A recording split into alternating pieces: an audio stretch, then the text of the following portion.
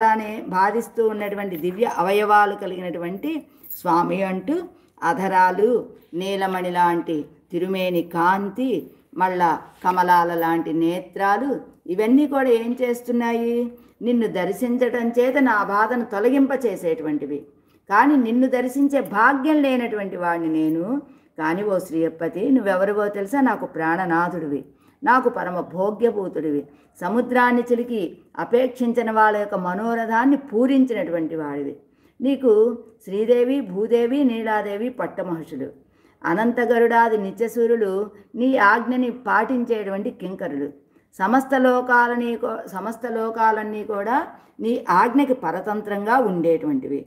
నువ్వు ఆశ్రితాన్ని రక్షించడం కోసమని ఆయా కాలాలకు తగినటువంటి దివ్య రూపాలని స్వీకరించి రక్షించేటువంటి వాడు. మరి నాకు నీ విషయంలో ఆసక్తి అధికంగా ఉన్నది. ఇలా ఉన్నటువంటి నువ్వు నాకు సేవ సాయించకపోవటం వల్ల నా కారణం ఏమిటి?